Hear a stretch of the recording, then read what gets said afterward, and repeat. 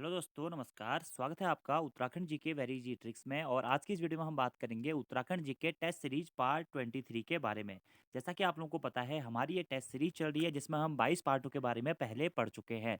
और अब से इस टेस्ट सीरीज को हम कंटिन्यू करेंगे जिसमें हम डेली 10 क्वेश्चन डिस्कस अप करते हैं, जो कि आपके उत्तराखंड के सभी जो आपके आगामी एग्जाम है, वीडियो वीपीडियो, कनिष्ठ सहायक, इसके साथ साथ में उत्तराखंड पुलिस या फिर जो आगामी आपकी भर्तियां होनी है, टैक्स कलेक्टर वगैरह वगैरह के जो भी फॉर्म आए हुए हैं, व्यक्तिक सहायक, कनिष्ठ सहायक, सभी के लिए हमारी जो सीरीज है काफ़ी महत्वपूर्ण रहने वाली है। तो आज 23वें पार्ट के बारे में हम बात करेंगे। और आज का हमारा पहला क्वेश्चन है कि उत्तराखंड में राष्ट्रपति शासन कब लागू हुआ था। तो उत्तराखंड में राष्ट्रपति शासन लागू हुआ था 27 मार्च 2016 को। और 27 मार्च 2016 से लेकर 11 मई 2016 तक उत्तराखंड में राष्ट्रपति शासन लगा था। 27 मार्च 2016 से 11 मई 2016 तक। और कितने दिन का ये था? 46 दिन के आसपास का ये राष्ट्रपति शासन था। इस टाइम पे किसकी सरकार थी? तो हरीश रावत इस टाइम पे मुख्यमंत्री थे। हरीश रावत की सरकार में बागी विधायक के कारण यहाँ पे राष्ट्रपति शासन लगा दिया गया था। और इस टाइम पे यहाँ का राज्यपाल कौन थे? वो थे के पॉल, जो कि उत्तराखंड के 6वें राज्यपाल थे। तो इतने पॉइंट आपको राष्ट्रपति शासन से याद रखने हैं कि उत्तराखंड में राष्ट्रपति शासन कब लागू हुआ था? 27 मार्च 2016 को। खत्म कब हुआ था? 11 मई 2016 को। सरकार किसकी थी? वो थी हरीश रावत जी की। और राज्यपाल कौन थे उस टाइम पे? वो थे के पॉल जी। इतने पॉइंट आपको राष्ट्रपति शासन से याद रखने हैं। यहाँ पे भी वही सारी चीजें दी गई हैं। अगला हमारा दूसरा प्रश्न है कि मेघदूत का कुमाऊनी पद्दू में अनुवाद किसने किया था? तो मेघदूत का कुमाऊनी पद्दू में अनुवाद लीलाधर जोशी जी के द्वारा किया गया था। दूसरे का हमारा ए आंसर सही है। कहीं कहीं आपको इनका नाम लक्ष्मी दत्त जोशी भी देखने को मिलेगा। लक्ष्मी दत्त जोशी। अब दोस्तों, आप लोगों से एक मेरा क्वेश्चन है कि ये मेघदूतम है, मेघदूतम किसकी रचना है? काफी बेसिक सा क्वेश्चन है, इंडियन में आपने पढ़ा होगा, इंडियन जीके में, तो आपको इसका आंसर कमेंट बॉक्स में जरूर देना है। अगला हमारा तीसरा प्रश्न है कि देहरादून फुटबॉल अकादमी की स्थापना कब हुई थी? तो देहरादून फुटबॉल अकादमी की स्थापना हुई थी 2011 में। ठीक है, 2011 में ही दोस्तों फुटबॉल को उत्तराखंड का राज्य खेल भी घोषित किया गया था। तो प्रश्न अगर आपसे बनता है कि उत्तराखंड का राज्य खेल क्या है, वो है फुटबॉल। और फुटबॉल को उत्तराखंड का राज्य खेल कब घोषित किया गया था? तो 2011 में ही घोषित किया गया था। और 2011 में ही देहरादून में फुटबॉल अकादमी की स्थापना भी की गई थी। तो प्रश्न इस प्रकार से भी बन सकता है कि उत्तराखंड फुटबॉल अकादमी की स्थापना कहाँ की गई है? तो देहरादून में वह स्थित है। अगला हमारा चौथा प्रश्न है कि खुड़बुड़ा का युद्ध किस किस के मध्य हुआ था? और यह प्रश्न काफी बार एग्जाम में रिपीट भी हो चुका है। तो खुड़बुड़ा का युद्ध दोस्तों परमार राजवंश के 54वें राजा प्रद्युम्न शाह और गोरखाओं के मध्य में हुआ था। और कब हुआ था? ये डेट काफी इंपॉर्टेंट है।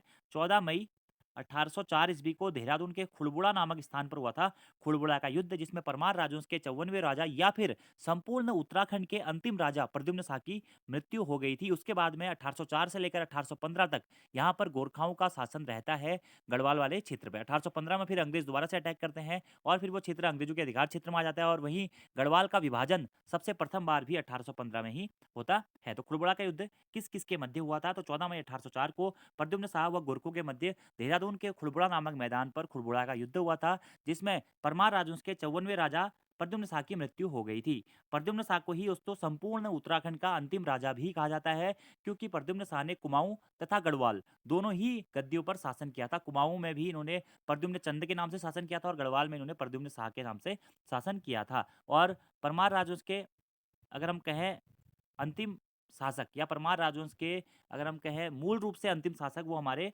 प्रद्युम्न शाह ही रहेंगे। उसके बाद में गोरखाओं ने गढ़वाल कब जीता? अगर यह प्रश्न बनता है तो 1804 में गोरखाओं के द्वारा गढ़वाल जीत लिया जाता है। फिर 1804 से लेकर 1815 तक गोरखा लोग यहीं शासन करते हैं, गढ़वाल पे शासन करते हैं। 1815 में फिर अंग्रेजों की सहायता से सुदर्शन शाह यहाँ पे वापसी करते हैं और 1815 में ही यहाँ से गोरखों की क्या होती है? वापसी होती है। तो प्रश्न इंपोर्टेंट ये भी बन जाता है दोस्तों कि गढ़वाल में गोरखाओं ने कितने वर्ष शासन किया? तो 11 वर्ष या फिर 10.5 वर्ष, 11 वर्ष या 10.5 वर्ष गोरखाओं ने उत्तराखंड सॉरी यहाँ पे गढ़वाल में शासन किया। ठीक है, जबकि कुमाऊं में कब से कब तक किया था गोरखाओं ने शासन? 1790 से 1815 तक, यानी कि करीबन करीब 25 वर्षों तक उन्होंने कुमाऊं पे शासन किया था। और गढ़वाल में उन्होंने लगभग लगभग 11 या 11.5 वर्ष तक शासन किया था। और दोस्तों, अगर आप परमार राजवंश और गोरखाओं के बारे में पढ़ना चाहते हैं तो हमारी हिस्ट्री की प्लेलिस्ट है, वहां पर सभी राजाओं के बारे में काफी विस्तृत रूप से बताया गया है। आप वहां पे इनके बारे में देख सकते हैं और पढ़ सकते हैं। और यहीं से एक और प्रश्न दोस्तों बनता है इंपोर्टेंट कि संपूर्ण गढ़वाल का सर्वप्रथम विभाजन कब हुआ था? तो 1815 में सबसे पहले संपूर्ण गढ़वाल का विभाजन हुआ था, क्योंकि 1815 में ही एक हमारा बन जाता है ब्रिटिश गढ़वाल, जो जिसकी कमान होती है अंग्रेजों के हाथ में। और दूसरा हमारा बनता है क्या? टिहरी रियासत। अलकनंदा और भागीरथी नदी के उत्तर पश्चिम वाला क्षेत्र, पूर्व पश्चिम वाला क्षेत्र, उसके आधार पर इनका डिवाइडेशन किया जाता है। ये हमारा इसका राइट आंसर हो जाएगा ऑप्शन नंबर ए। वही यहाँ पे लिखा गया देखिए कि खुड़बड़ा का युद्ध 14 मई 1804 को देहरादून में पवार शासक प्रद्युम्न शाह और गोरखाओं के मध्य हुआ था, जिसमें प्रद्युम्न शाह की मृत्यु हो गई थी। अगला हमारा प्रश्न है कि आपदा से निपटने के लिए राज्य में आपदा प्रबंधन एवं न्यूनीकरण केंद्र की स्थापना किस मॉडल के आधार पर की गई है? तो ऑस्ट्रेलियाई मॉडल के आधार पर की गई है आपदा प्रबंधन एवं न्यूनीकरण केंद्र की स्थापना। ठीक है, तो इंपॉर्टेंट प्रश्न है किस मॉडल पे?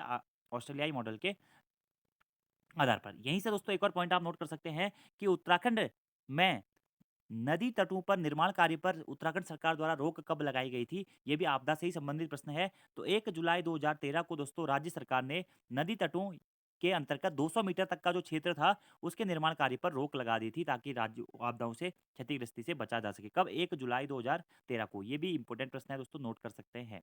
अगला प्रश्न है दोस्तों आपका कि टिहरी बांध विरोध समिति का अध्यक्ष किसे बनाया गया था? तो टिहरी बांध विरोध समिति का अध्यक्ष बनाया गया था दोस्तों आपका विद्यासागर नौटियाल जी को। और टिहरी बांध विरोध समिति का गठन कब हुआ था? तो ये हुआ था 1978 में। 1978 में टिहरी बांध विरोध समिति का गठन हुआ था और इसके अध्यक्ष बनाया गया था किसे? विद्यासागर नौटियाल जी को। ठीक है, तो वही चीज़ आप यहाँ पे देख सकते हैं। टिहरी बांध विरोध समिति का गठन 1978 में किया गया था और इसके अध्यक्ष बनाए गए थे किसे? विद्यासागर नौटियाल जी को। ठीक है, और यहीं से एक और प्रश्न बनता है कि टिहरी बांध को राष्ट्र का गाँव की संज्ञा कब दी गई? तो 30 जुलाई 2006 को टिहरी बांध को राष्ट्र का गाँव की संज्ञा दी गई है। टिहरी बांध दोस्तों भागीरथी और भिलंगना नदी के संगम पर बनाया गया है। इसका प्राचीन नाम था गणेश प्रयाग। ठीक है, और स्वामी रामतीर्थ सागर, सुमन सागर भी इसी को कहा जाता है। वर्तमान समय में ये विश्व का दोस्तों 8वां सबसे ऊंचा और एशिया का सबसे ऊंचा बांध है। ठीक है, विश्व का 8वां है। ठीक है, विश्व का 8वां है और ये जो डाटा है ये कंटिन्यू चेंज होते रहता है। और टिहरी बांध की हाइट कितनी है? 260.5 मीटर। और दोस्तों ये जो टिहरी बांध के प्रश्न है ना, ये इससे पहले हमने शायद टेस्ट सीरीज 20 या 19 में टिहरी बांध के बारे में आपको काफी विस्तृत रूप से बताया है कि जेम्स ब्रून मॉडल पर तैयार किया गया था इसका डिजाइन। ठीक है, और क्या क्या इसकी विशेषताएं थी, सभी चीजें हम पढ़ चुके हैं। अगला हमारा 7वां प्रश्न है दोस्तों कि रवाई आंदोलन या तिलारी कांड कब हुआ था? और इसी रवाई आंदोलन या तिलारी कांड को उत्तराखंड का या फिर गढ़वाल का जलियांवाला बाग कांड के नाम से भी जाना जाता है। जलियांवाला बाग कांड। और यह प्रश्न दोस्तों ना एग्जाम में 8 से 9 बार आ चुका है, यूकेपीएससी और यूके ट्रिपल एससी दोनों में, कि रवाई कांड या तिलारी कांड कब हुआ था या उत्तराखंड का जलियांवाला बाग हत्याकांड कब हुआ था। ये हुआ था दोस्तों, सभी को पता होगा, 30 मई 1930 को रवाई कांड या तिलारी कांड हुआ था। अब यहीं से हमारा एक प्रश्न बनता है कि इसके समय पे राजा कौन थे टिहरी रियासत में? तो इस टाइम पे राजा थे दोस्तों कौन? नरेंद्र शाह। और नरेंद्र शाह कहाँ गए थे इस टाइम पे? यूरोप की यात्रा में गए थे। कहाँ पे? यूरोप की यात्रा में गए थे। और उत्तराखंड का जनरल डायर किसे कहा जाता है? तो कहा जाता है दीवान चक्रधर जुयाल को। दीवान चक्रधर जुयाल को उत्तराखंड का जनरल डायर कहा जाता है। क्यों? क्योंकि दीवान चक्रधर जुयाल ने ही दोस्तों जब हमारी आज़ाद समिति की बैठक हो रही थी रवाई में, जो कि यमुना के तट पर स्थित मैदान है, रवाई मैदान या तिलारी मैदान, वहाँ पर अंधाधुंध गोलियाँ चलाई गई थी जिसमें सैकड़ों लोगों की मृत्यु हो गई थी, जिस कारण दोस्तों इस आंदोलन को रवाई आंदोलन या तिलारी कांड के नाम से जाना जाता है और इसी कारण इसे उत्तराखंड का जलियांवाला बाग हत्याकांड के नाम से भी जाना जाता है। टिहरी रियासत में हमने इस कांड के बारे में काफ़ी विस्तृत रूप से पढ़ा हुआ है, आप प्लेलिस्ट में जाके वीडियो देख सकते हैं। कब? 30 मई 1930 को। ठीक है, अब दोस्तों यहीं से एक और प्रश्न बनता है कि जो राजा थे यहाँ पे नरेंद्र साहब, वो तो यूरोप की यात्रा पे गए थे और गोलियां चलाई थी किसने? चक्रधर जुयाल ने, जिसे उत्तराखंड का जनरल डायर कहा जाता है। अब यहीं से एक और प्रश्न बनता है कि टिहरी नरेश नरेंद्र शाह ने रवाई आंदोलन या तिराली कांड की जांच हेतु कौन सी समिति का गठन किया था? समिति काफी महत्वपूर्ण है दोस्तों। तो समिति थी गोस्वामी गणेश दत्त समिति। गोस्वामी गणेश दत्त समिति। और इस समिति का गठन भी कब हुआ था? इस समिति का गठन भी दोस्तों 1930 में ही किया गया था। यह प्रश्न बहुत इंपॉर्टेंट है कि रवाई आंदोलन या तिलारी कांड की जांच हेतु कौन सी समिति का गठन किया गया था? तो गोस्वामी गणेश दत्त समिति का गठन 1930 में किया गया था। तो वही चीजें यहाँ पे लिखी गई हैं दोस्तों कि रवाई आंदोलन को तिलारी आंदोलन, गढ़वाल का जलियांवाला बाग हत्याकांड या उत्तराखंड का जलियांवाला बाग हत्याकांड भी कहा जाता है। दीवान चक्रधर जुयाल की आज्ञा से सेना ने यहाँ पे आंदोलनकारियों पर गोली चला दी थी, जिसमें सैकड़ों किसान शहीद हो गए थे। तिलारी कांड की जांच हेतु गोस्वामी गणेश दत्त समिति का गठन किया गया था। और राजा कौन थे इस टाइम पे? राजा थे नरेंद्र शाह, जो कि अपनी यूरोप की यात्रा पर गए हुए थे।